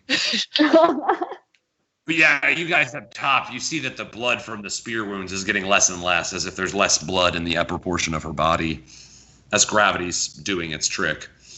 So yeah. Brenor, you've got the cup, you fill it up. What else do you want to do? Do you want to try? I mean, Thoricus is just above you, standing with the Fury. He's kind of like he seems to be kind of in the zone with the axe at this moment. I want to hand him. I want to hand Thoricus the cup and go, give this to like Divit or something. Yeah, Brenor, completely unaware of most of what happened to Divit. Yeah, I didn't see shit. It's just handing this, Thoricus, you look down and you see this blood-soaked sea elf, green and blue skin, barely poking through, just like soaked like Carrie, just like covered in blood, her short dark hair just matted against her skin. And just like pools of blood on her face and body and soaked in her clothes. And you see her reaching up, you just see the light blue lids of her eyes looking up at you and the whites of her eyes. And she reaches up with this cup just full of dark blue red blood. And she's like handing it to you, ushering you to give it off to Divit. Yeah. Right, I'm like sitting there like, oh, yes. Gah! I just assume that it's ale, and I take a big swig. I'm like, yes! You see Divit grab the horn and is just like still celebrating with, a lot of the mercenaries on the other side, the Shamanastas. And now I just think it's really bad ale, so I'm like, Yeah, it's just some nice thick, you see, it's spilling over a little bit and it's warm, but you're like, I've drank some weird stuff in my day. And you take a nice big slug of this thick blood. You feel the warmth, like drinking microwaved butter. Not that I've ever done that or have any idea where that reference just came from, but it would be just like that. Drinking microwaved butter as it goes down your throat, and you feel it's thick like syrup, like syrupy microwaved butter, and it's like gooing its way down your throat. Like and hot honey. it's like hot honey that tastes like iron and pennies. Or copper into so not honey then. Fantasy. tastes like pierced nipples. It depends on where you're sourcing honey, I suppose. But yes, you feel this big gulp of gross, thick blood go down. Again, Divit, looking at your aged hands, the extra wrinkles on the back of your hand and stuff, they don't seem going anywhere. They, this big thing. You actually kind of you feel your constitution, the urge to cough up the blood. But again, being the power drinker that you are able to withstand basically just taking a fat sip of some Medusa blood.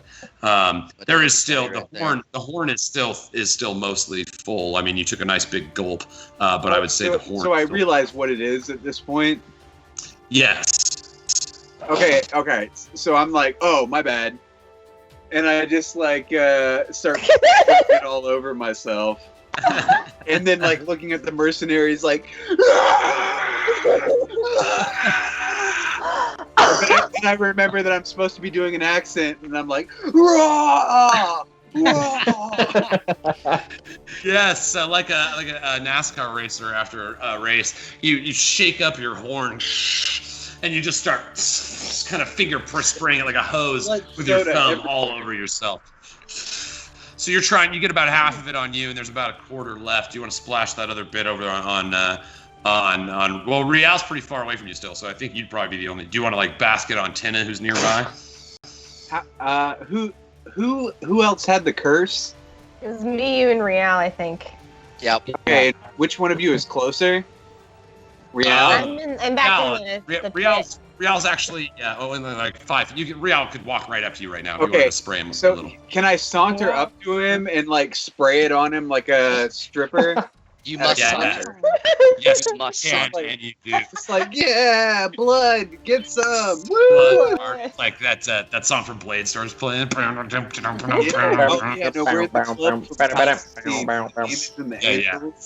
That movie was so tight. All right, yeah. So you go up, you give the last quarter. Like I said, about half the jug you kind of blew on yourself. The last quarter that you didn't drink, you managed to spray on Rial. Rial, you see this dark, thick blue blood splattering on your face. You feel the warmth. He see it? You can kind of tell. Doesn't he still have his blindfold on? He has a bandana on. You know that little thing down here where you can kind of like see what's up on your cheeks? That's what's happening. He's like looking at during sex scene in a movie. I thought he was there like looking he's around. Like, he's like, man, feels I hope everything's fine with Divit still. Yeah, so you feel this little skeet. You feel this blood skeet on your face. Right. And it just hits your face and you kind of see a red pool of blood. And yes, you managed to get about a quarter of that horn on Rial.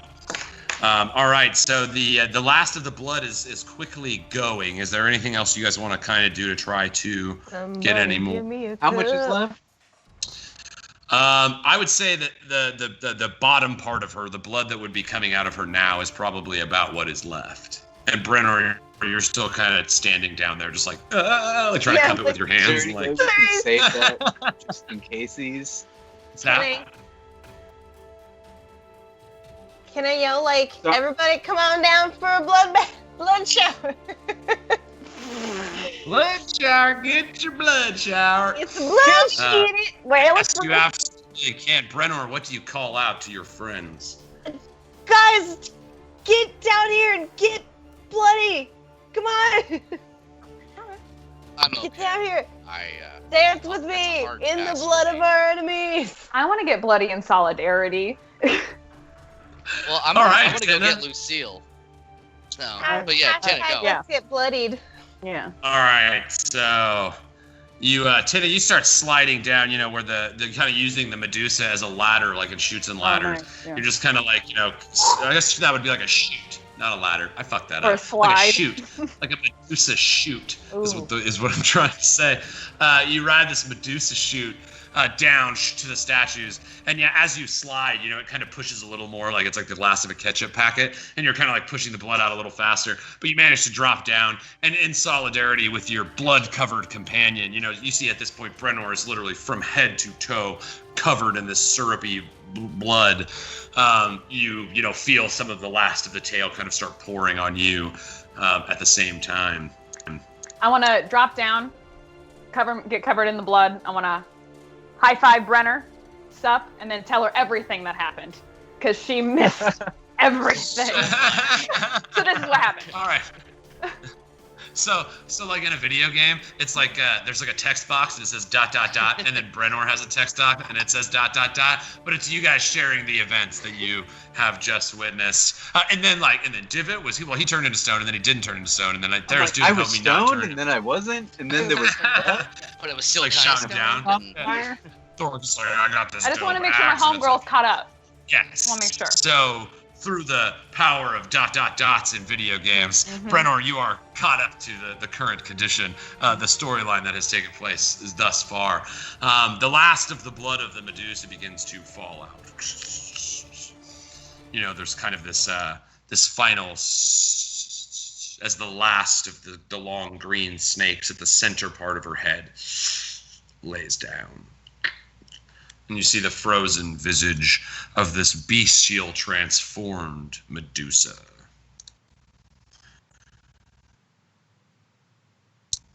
That was it. I just wanted to hit you with one more because you were like, "Wait, more Medusas?" No, I'm just fucking with you guys. Yeah, I was like, you stand before this crowd.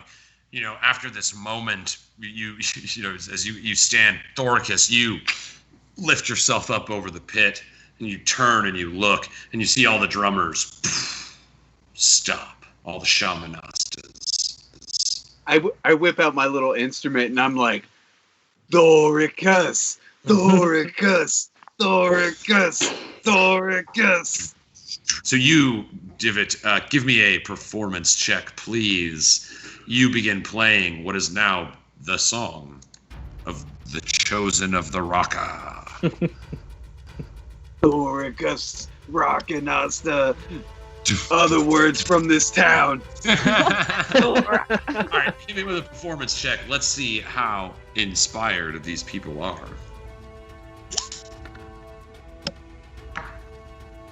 Not your best performance, but nevertheless, the sweeping moment gives its way. You begin playing the song.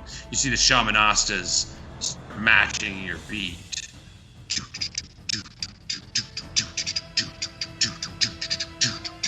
And you see the gathered, you know, what remains, the, you know, probably 25 or 30 or so mercenaries. Some have managed to kind of flee off to the latter parts of town, but 15 or so of them start going into that trance state that you saw them before.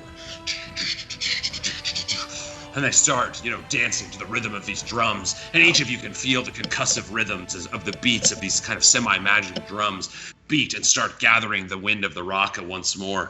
Thoricus, you feel it almost moving out from your core and wrapping around you and pushing you forward toward these mercenaries. The Raqqa, the fury in your hands. You begin to pace around the pit toward these people. They're playing the drums. You see the guys in the trances start raising their hands. Thoricus! Thoricus! Thoricus! Thoricus! You walk, you see, you know, over their shoulder where that big giant leather-clad guy was. You see two other bodies. You see one guy clad in black, tight leather armor and this great big black bow. Very thin, almost ninja-like in his appearance. Tightly wound black leather patches all around his thin frame. But he has this huge great bow that is made of black wood. And coming out of a quiver, he has a bunch of raven tail-tipped arrows. And standing behind him is this small in stature framed woman. She has the same similar black hair as the shamanastas, but hers has turned gray with age.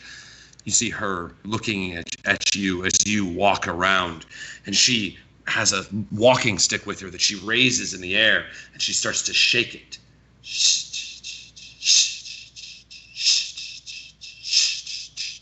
Almost like a rain stick. You know, there seems to be some kind of beads inside the bulbed tip of the walking stick that she moves herself with. She begins moving forward, and you see the shamanastas stop, you know, their mallets still on the drum. The dancers still kind of rolling, but more connected and present in the moment. They seem to be aware of her shaking the stick. She begins stepping forward to you. Oh, Thoricus. Thoricus. The new chosen of the Raqqa. I am Ubre, the cast. And she raises her small hand, and you see the skin all over her hands is thick with these large calluses. One from the drums I played as a girl. I see the Raqqa in you.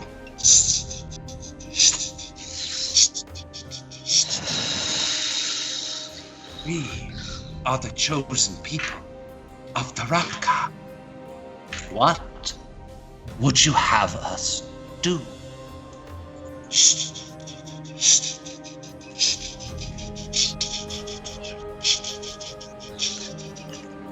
And suddenly all the mercenaries stop and they look up.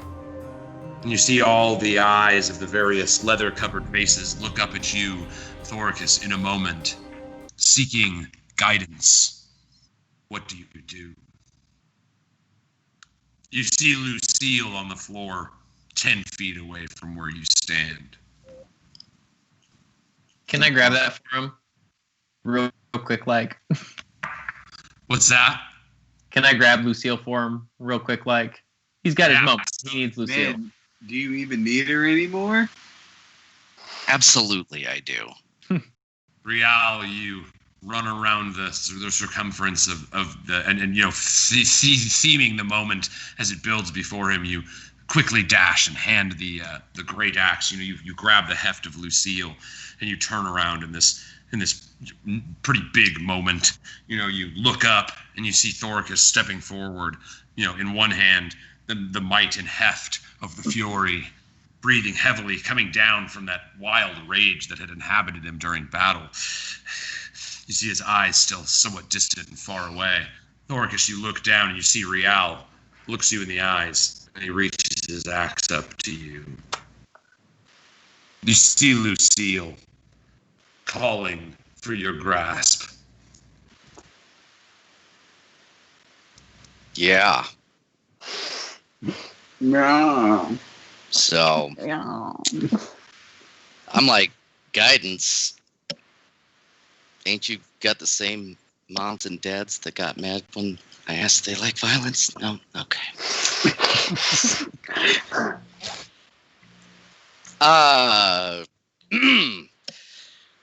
Warriors I put my hand on his shoulder and I'm like, I'm so not good at this. You know this, right? I am. All right, you guys got my back. Okay, great. Warriors of Raqqa. No, I'm not telling you. They all raise their fist. not quite the same, but close. I'll get better at that. Yes. So I'm like your new leader, I suppose. Is that accurate? Is that how I'm being viewed? The shamanists begin playing the song of Raqqa. Ubre. A new leader. A new master of the Raqqa. The people start dancing. Go on.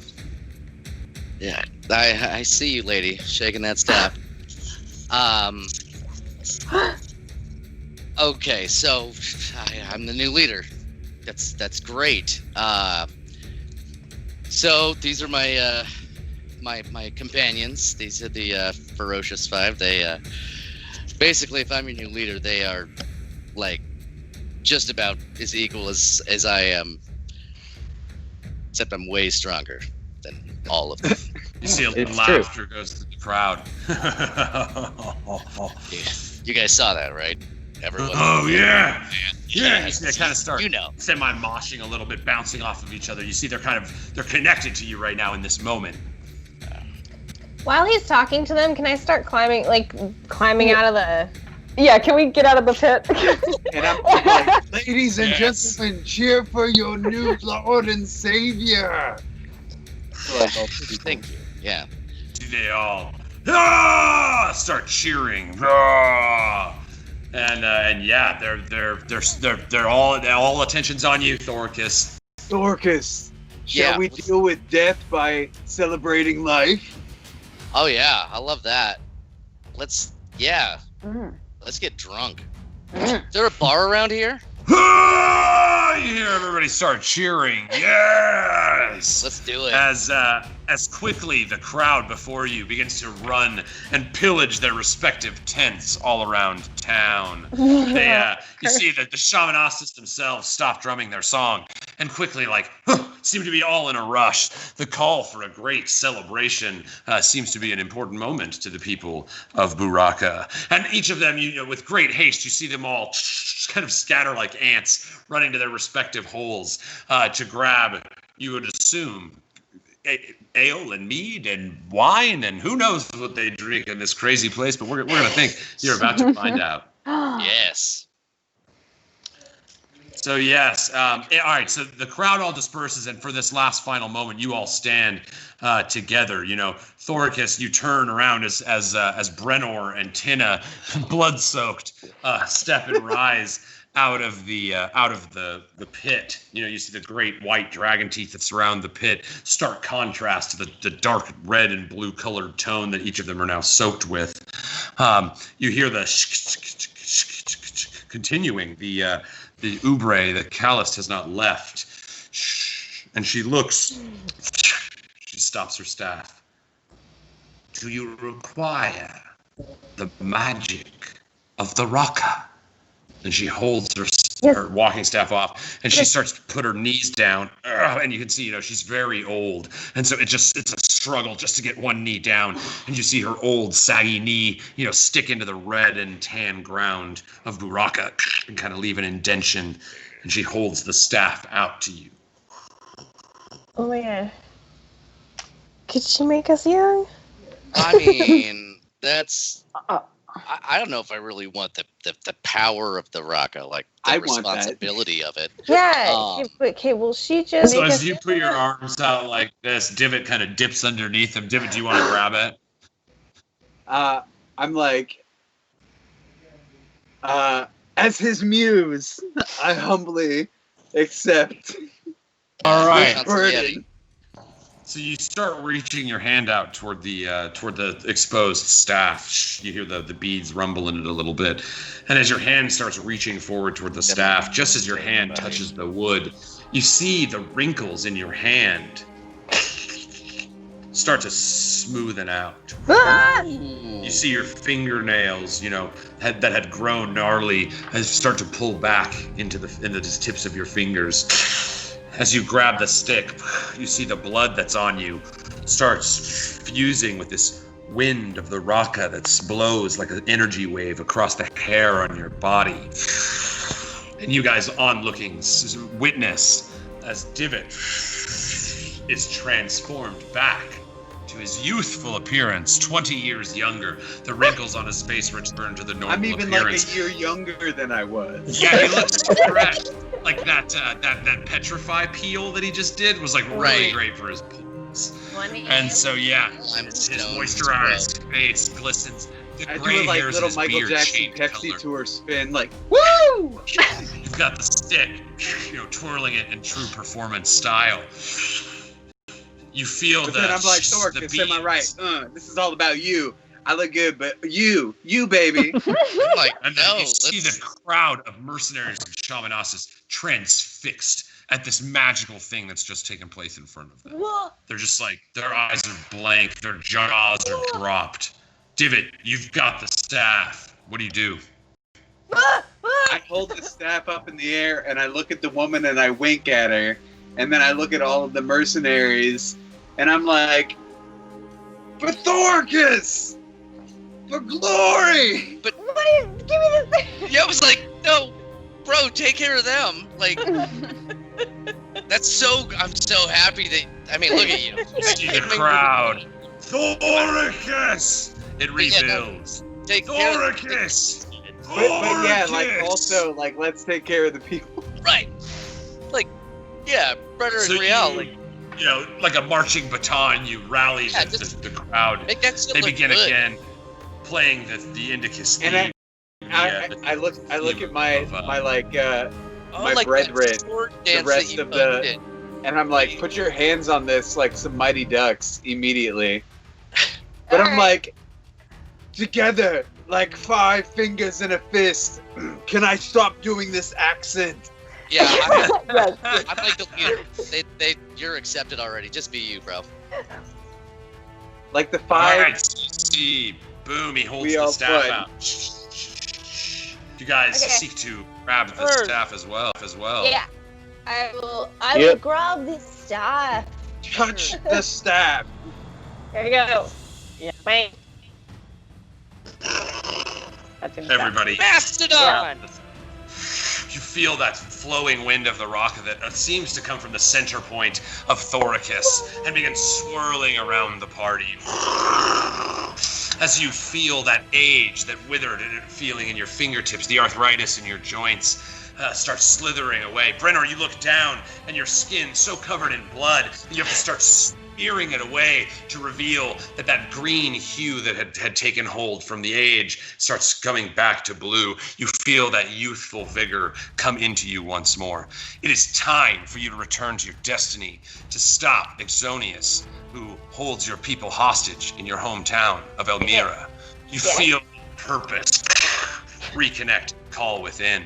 Rial, as you hold on, you feel that laughter. Where do we feel it, guys? In the back of your mind. You feel it, the haunting laugh of Ergon. And then for a moment, it's pushed from your skull, and you feel purity and warmth.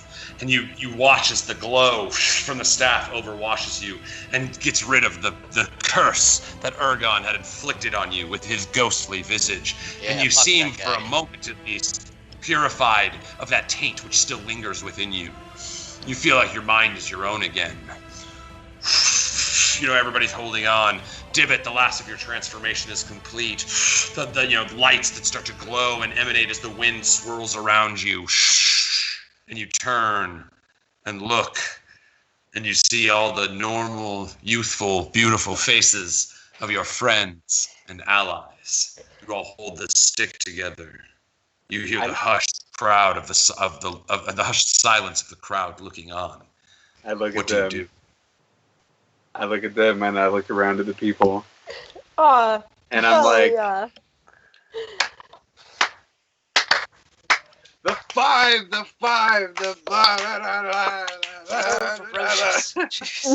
Boom! You begin playing the wonderful Ferocious Five theme. The five. The crowd turns from chants of Thoricus to chants of the five. The five. You see Ubre down on one knee, looks up, and a smile crosses her wrinkled face. It's a new day for a new tomorrow. What shall the five bring to the world of Everendell? And I guess we'll find that out next time, right, guys? What? So short. Fine. Oh, goodness. Oh, I know it feels that way. But, we're like right at our normal time. Really? Whew. I know I love to hit you all with a cliffhanger, but you know what? Sometimes let's celebrate the moment. There's a hell of a party to be had here in Raqqa. We'll probably pick it up with the party, if I'm being totally honest with you, next week. But you know what? Way to fucking go, guys. You lifted the curse of Ergon, the Mad Mage. Matters. I don't know. Anyway, thank you guys. To my wonderful players. Thank you for just making it so much fun to DM for you. If you at home have never played D&D and have never DM'd, and I know it might look intimidating, but I promise you, do it.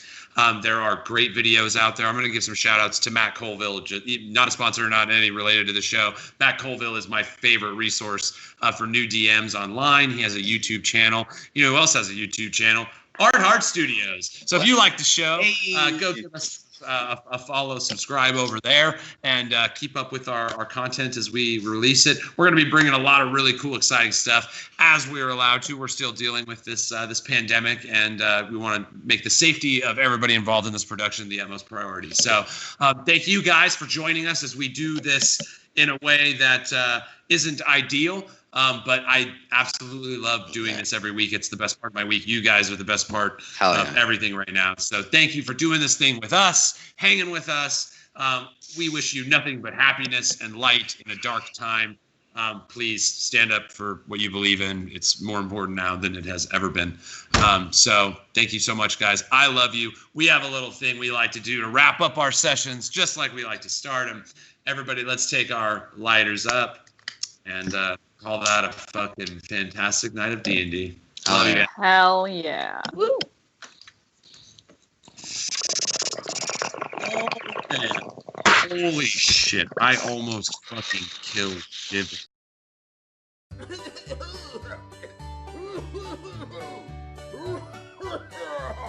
yeah.